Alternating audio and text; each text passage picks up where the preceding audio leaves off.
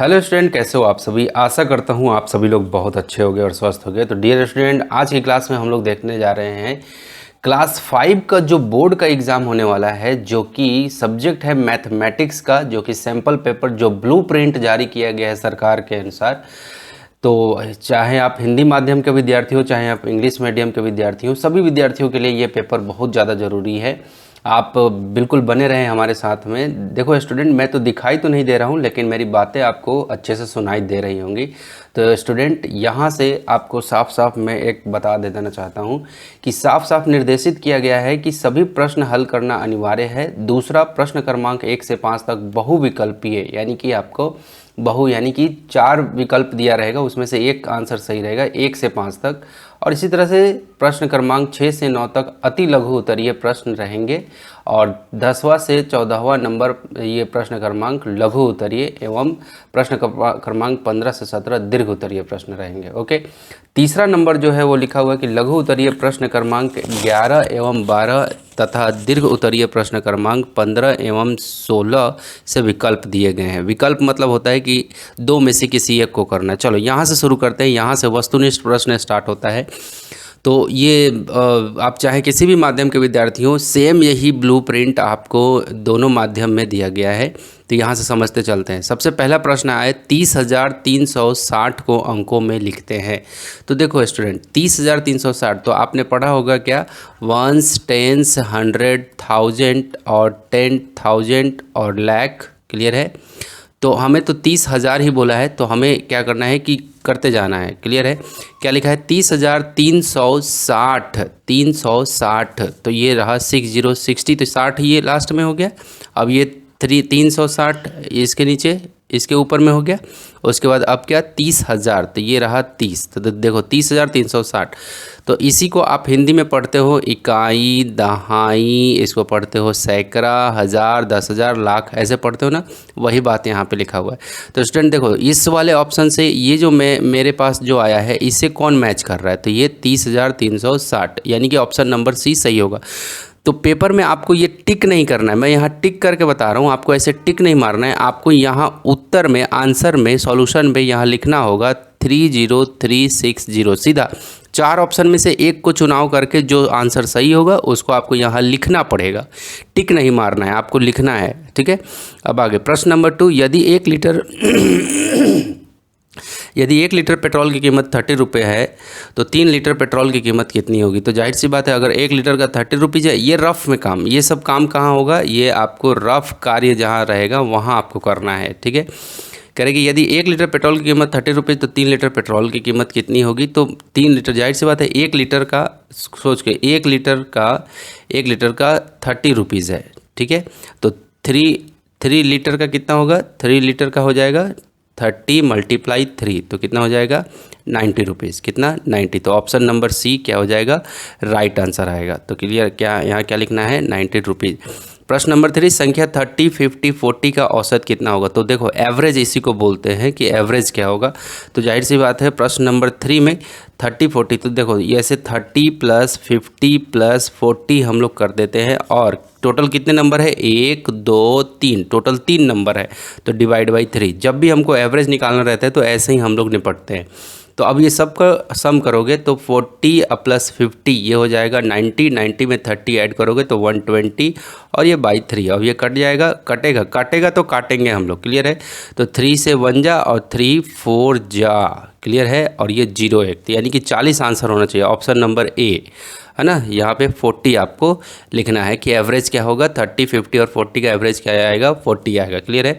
प्रश्न क्रमांक 4 में निम्न में से कौन सा दशमलव सबसे बड़ी है। ठीक है, दशमलव संख्या सबसे बड़ी है। तो अब ध्यान से देखो, यहाँ भी 22 है, यहाँ भी 22 है, यहाँ भी 22 है, यहाँ भी 22 है। तो ठीक है, देखो दशमलव के इधर में जो संख्या है, दशमलव के यहाँ दशमलव है, दशमलव के इधर में जो संख्या है, ये सब बराबर है, ये सब इक्वल है। तो पता नहीं चल पा रहा है, तो हम लोग क्या करते हैं, ये जो दशमलव है, दशमलव की इस वाले प्लेस को देखेंगे। यहाँ 3 है, यहाँ 5 है, यहाँ 1 है और यहाँ 9 है, तो जाहिर सी बात है सबसे बड़ा कौन है, 9 वाला, तो कौन हो गया, सबसे ग्रेटर कौन हो गया, ऑप्शन नंबर डी। आपको टिक नहीं मारना है, आपको सीधा यहाँ लिखना है, क्या लिखना है, डी लिखना है ऐसे, और लिख देना है 22.90। उसी तरह इसमें भी आपको ए ऐसे लिखना है और 40, यहाँ पे क्या लिखना है, सी लिखना है ना, ऐसे जो ऑप्शन आएगा वही लिखना है ऑप्शन को, और 90 रुपीज़ लिख देना है। यहाँ भी क्या करना है, सी लिखना है, और कुछ इस तरह से आपको। 5वां नंबर प्रश्न में आते हैं, जिस कोण का माप 90 अंश से अधिक होता है उस कोण को क्या कहते हैं। जिसका 90 डिग्री से ज़्यादा, 90 डिग्री से जो एंगल है ना, जो एंगल 90 डिग्री से ज़्यादा मेज़र होता है उसको हम लोग कहते क्या है। तो जाहिर सी बात है हमने पढ़ा है अधिक कोण कहते हैं। देखो नीचे में जगह नहीं है, ऑप्शन नंबर सी, ऐसा जो डैश डैश डैश वाला है वो नीचे में कट गया है, कोई दिक्कत नहीं है, आप लिख लेना, मैं बता दे रहा हूँ अधिक कोण कहते हैं। क्लियर है, तो ये ऑप्शन नंबर सी आपका क्या होगा, सही होगा। क्लियर है, तो आई होप कि इतना समझ में आया होगा। और ये सब जो कार्य है ना, ये सब काम आपको कहाँ करना है, ये सब आपको रफ में करना है, ठीक है, और आपको आंसर शीट में लिखते जाना है, ठीक है। चलो यहाँ पे प्रॉब्लम नंबर ये 5 तक हो गया, प्रॉब्लम नंबर 6 पे चलते हैं।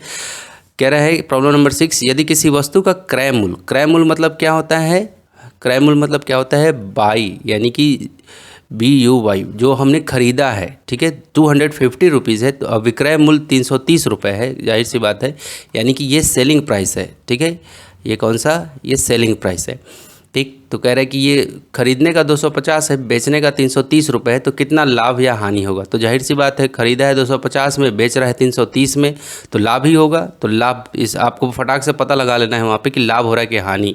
तो इसको देखने से आपको पता चल रहा है कि खरीदा है 250 में, बेच रहा है 330 में, तो जाहिर सी बात है कि लाभ होगा।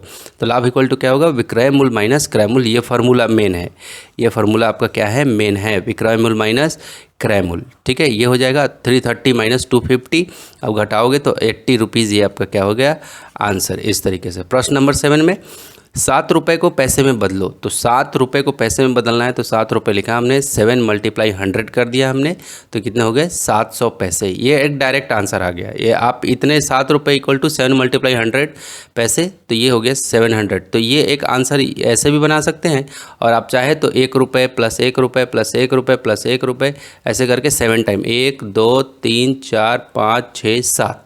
तो 1 रुपये का मतलब क्या होता है, 100 पैसा। इस 1 रुपये का मतलब 100 पैसा, क्योंकि पैसे में हमें चेंज करना है। तो ऐसे करते करते सबको आप जोड़ेंगे तो ये 700। तो आप चाहे इस मेथड से, ये जो पहला मेथड है इस मेथड से बना लो, या फिर आपका मन करे इस मेथड से, तो इस मेथड से आप बना सकते हैं। क्लियर हुआ।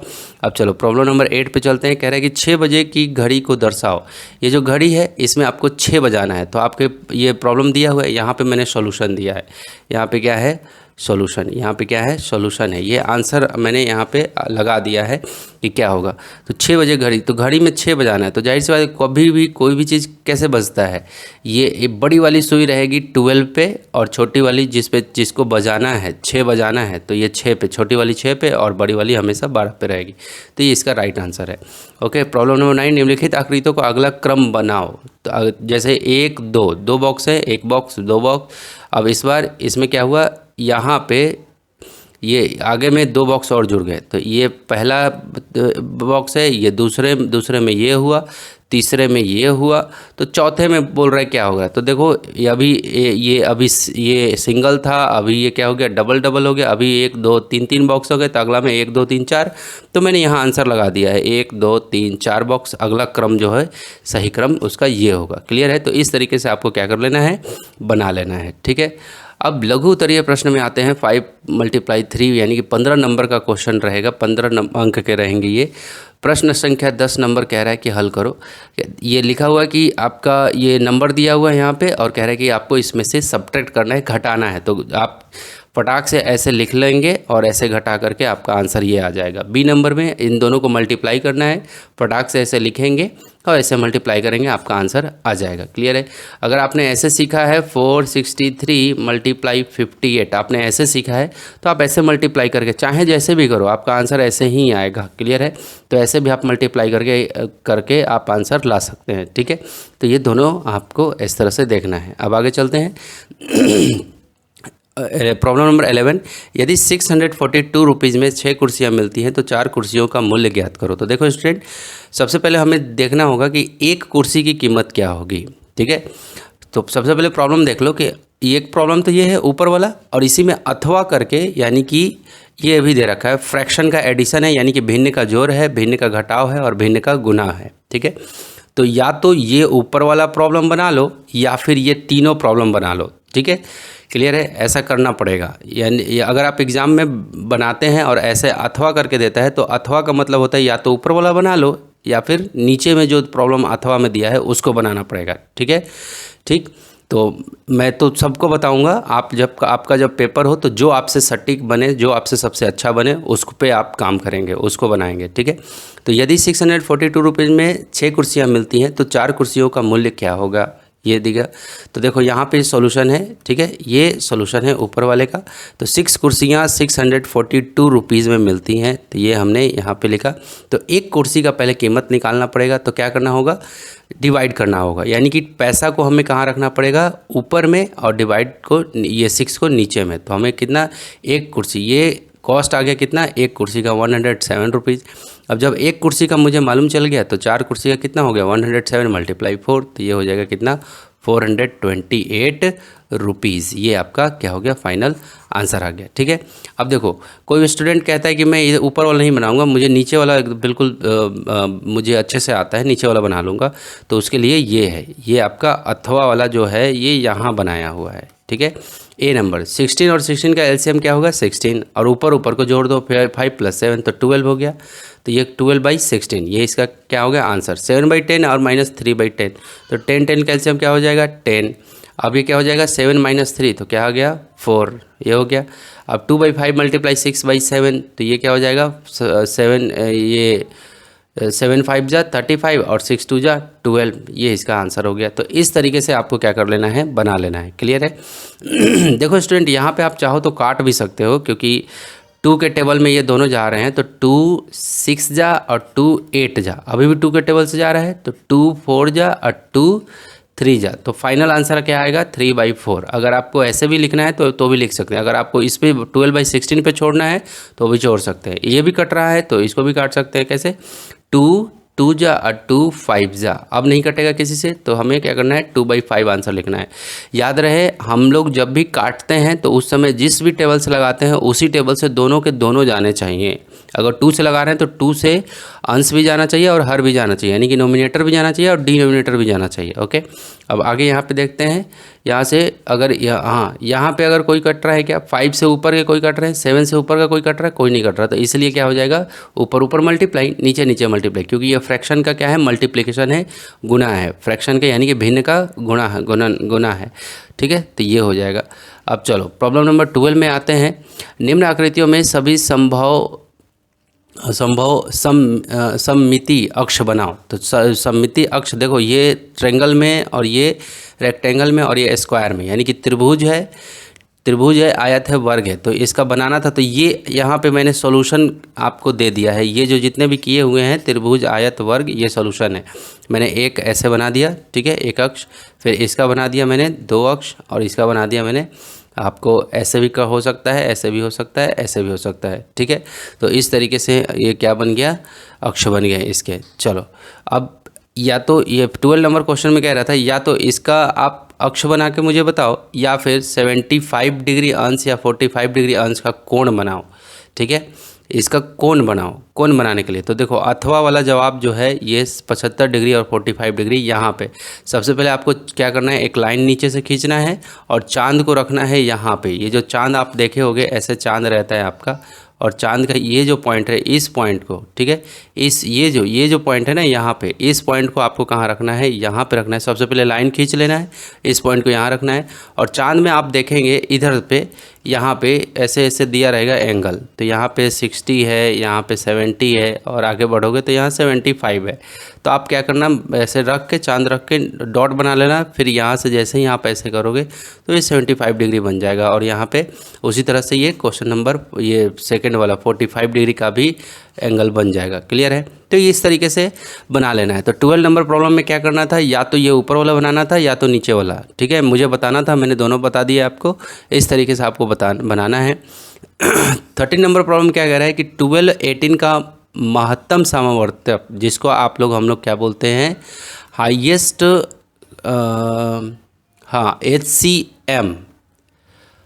HCF हाईएस्ट कॉमन फैक्टर, ठीक है, ये निकालना है। तो चलो 12 का क्या होगा, तो देखो ये कैसे निकलता है, 12 और 18 में हमें निकालना है। तो 12 का सबसे पहले देखना है कि 12 कौन कौन से टेबल में आता है। तो 1 के भी टेबल में आता है, 2 के भी टेबल में, 3 के टेबल में, 4 के टेबल में, 6 के टेबल में, 12 के टेबल में। तो ये 12 का क्या हो गया, अपवर्तक, जिसको हम लोग फैक्टर बोलते हैं। इसको इंग्लिश में हम लोग क्या बोलते हैं, फैक्टर। क्या बोलते हैं, फैक्टर, ठीक है। महत्तम समापवर्तक हिंदी में बोलते हैं और इंग्लिश में क्या बोलते हैं, HCF हाईएस्ट कॉमन फैक्टर, ठीक है। 18 का अपवर्तक, उसके बाद हमें जो ये 12 का हो गया, अब 18 का हमें क्या करना है, अपवर्तक यानी कि फैक्टर निकालना है। अब 18 को कौन कौन सा ऐसा टेबल है जो काटता है, तो 1 के टेबल में तो 18 आता है, 2 के टेबल में आता है, 3 के टेबल में, 6 के टेबल में, 9 के टेबल में, 18 के टेबल में, ठीक है। तो इसी तरह से अब हमें ढूंढना है दोनों में क्या हाईएस्ट कॉमन फैक्टर, सबसे हाईएस्ट होना चाहिए, ठीक है। तो देखो 1 1 मिल रहा है तो छोटा है, 2 2 मिल रहा है छोटा है, 3 3 मिल रहा है छोटा है, उसके बाद 4 है तो 4 इसमें नहीं है, उससे मतलब नहीं है, 6 6, क्लियर है। तो हमें अभी तक क्या मिला, जो कॉमन मिला उसको पहले लिख लेते हैं। 1 मिला, 2 मिला, 3 मिला, 6 मिला, ये कॉमन मिला, दोनों में शामिल है। ये 1 1 इसमें भी शामिल है, 2 2 इसमें। मैं ये समझाने के लिए ऐसे ऐसे घेर रहा हूँ, ओके।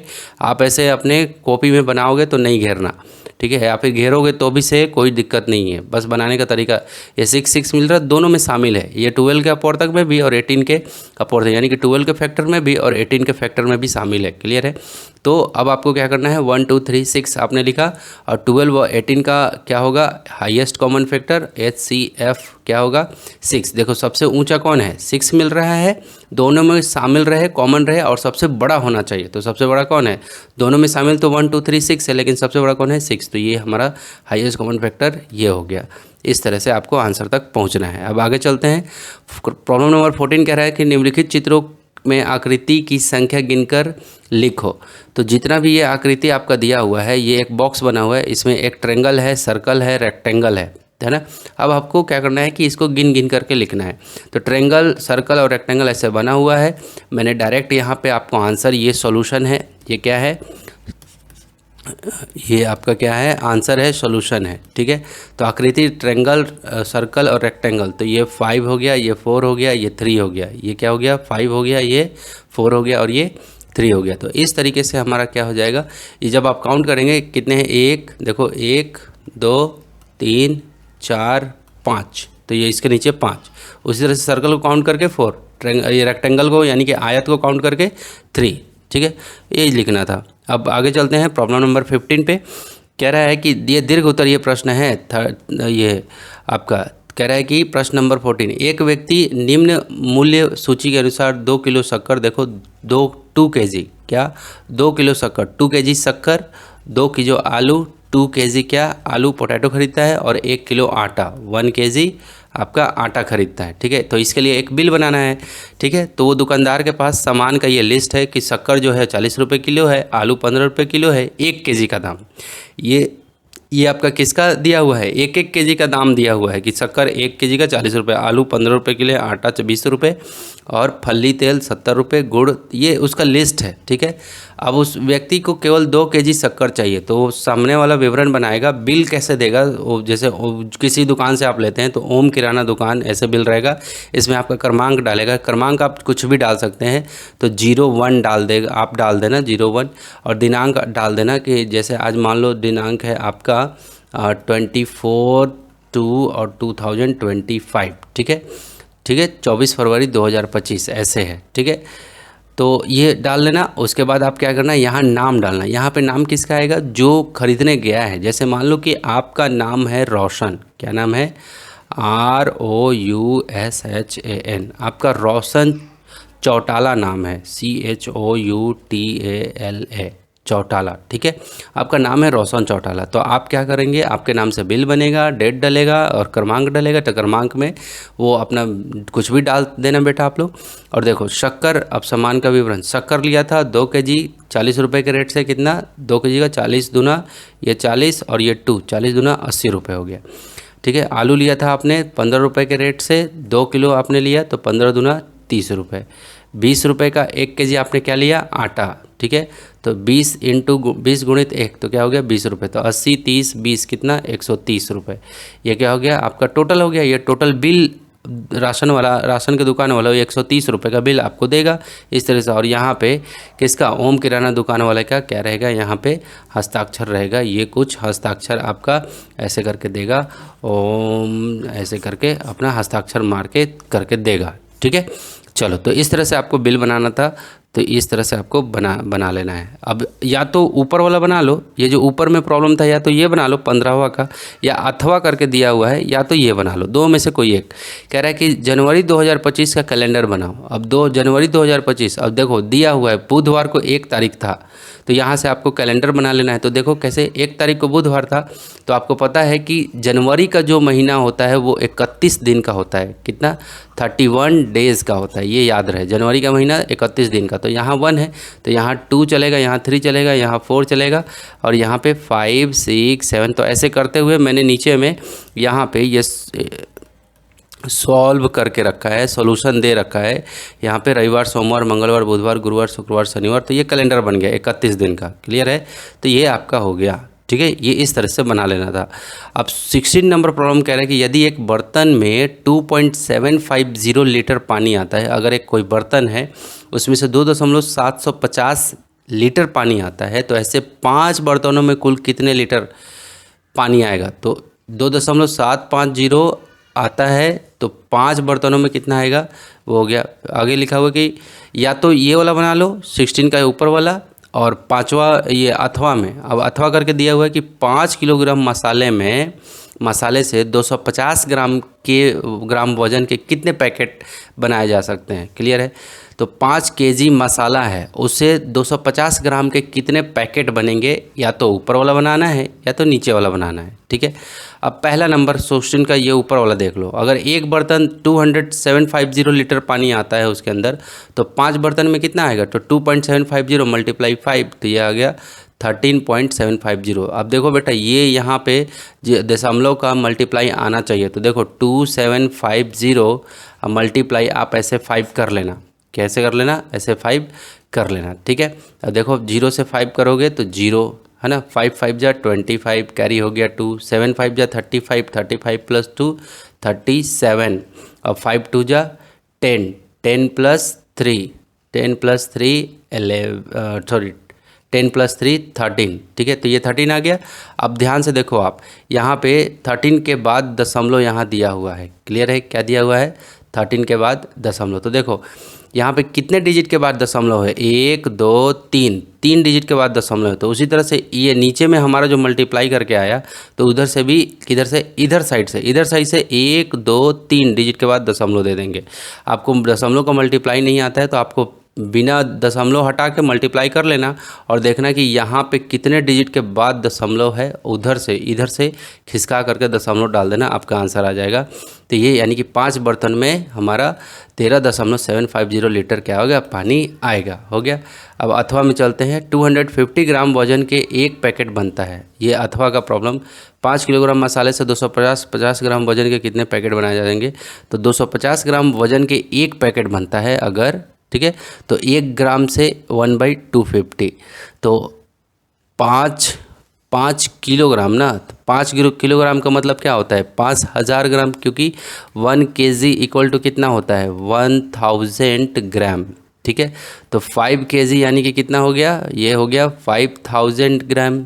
ठीक है, अब हमें क्या करना है, अगर तो हमें क्या करना है, 250 ग्राम को ग्राम से डिवाइड कर देना है। तो यहाँ पे हम लोग क्या कर देंगे कि अगर ये एक पैकेट 250 ग्राम का है तो हम लोग डिवाइड कर देंगे, तो यहाँ हो जाएगा 5000 ग्राम बाई कितना, 250 ग्राम। तो देखो ग्राम से ग्राम ख़त्म, और ये 0 से ये 0 ख़त्म, और ये 25 1 जा और 25 2 जा, ये 20। तो टोटल देखो यहाँ पे आया भी है आपके 20 पैकेज, लगभग 20 पैकेट बनेंगे। ठीक है, तो 5 किलोग्राम से 250 ग्राम पैकेट वाले 20 पैकेट बनाए जा सकेंगे। इस तरीके से आपको जवाब देना है। प्रॉब्लम नंबर 17 पे आते हैं। कह रहा है कि नीचे दी गई आकृति का परिमाप ज्ञात करो। परिमाप मतलब यानी कि कह रहा है कि पेरीमीटर, परिमाप दैट मीन्स क्या होता है, ये होता है मीटर। ये क्या होता है? पेरीमीटर जिसको बोलते हैं हम लोग इंग्लिश में। तो पेरीमीटर में हम लोग क्या करते हैं, ये एक रेक्टेंगल है हमारे पास में और चारों तरफ से यहाँ से ये जो दिया 24 + 15 + 24 + 15, ये चारों तरफ को हम लोग जोड़ लेंगे। ठीक है, तो लंबाई 24 है, चौड़ाई 15 है, तो आकृति का परिमाप 24 + 15 + 24 + 15 centimetre centimetre centimetre centimetre centimetre है। तो सबको ऐड करने से कितना आ गया? 78 सेंटीमीटर। आप ऐसे 78 cm भी लिख सकते हैं, सेंटीमीटर। ये आपका क्या हो जाएगा? आंसर। दूसरा यहाँ दिया हुआ है आपका एक रेक्टेंगल है, तीनों तरफ माप दिया हुआ है। तो आप क्या करेंगे? त्रिभुज का परिमाप इक्वल टू 6 + 5 + 4 + ऐसे करके कर लेंगे। तो 6 + 5 + 4 मीटर और ये 6 + 4 10 10 + 5 15 मीटर। ठीक है, तो इसका क्या हो जाएगा? आपका 15 मीटर ये आंसर हो जाएगा। ठीक है, तो आकृति का परिमाप, एक आकृति का परिमाप कितना? 78 आया, तो परिमाप 78 सेंटीमीटर एवं त्रिभुज का जो यानी कि ट्रायंगल का जो परिमाप आया वो 15 मीटर, सॉरी कितना? 15 मीटर होगा। तो आपका बहुत बहुत धन्यवाद कि आप अभी तक मेरे साथ बने हुए थे, है ना। आपको बिग वाला थैंक यू। अब मैं इसी का ठीक आपका जो ब्लूप्रिंट का क्वेश्चन है आपके और भी सब्जेक्ट के, वो सब्जेक्ट यहाँ पे अगर दिखाई दे रहे हैं तो आप उस पर क्लिक करके आप देख सकते हैं। और एक वीडियो ऐसा जारी करूँगा जिसमें सभी के सभी सब्जेक्ट आपको एक ही वीडियो में सारे सब्जेक्ट मिलेंगे। आपके 4 सब्जेक्ट लगते हैं, हिंदी, इंग्लिश, मैथ्स और EVS यानी कि पर्यावरण। चारों सब्जेक्ट एक ही वीडियो में मैं आपको दे दूँगा। अब इंडिविजुअल एक एक करके आप वीडियो देखते चलना। मिलूँगा अगले नेक्स्ट वीडियो में। टेक केयर एंड शुभ दिन आपका।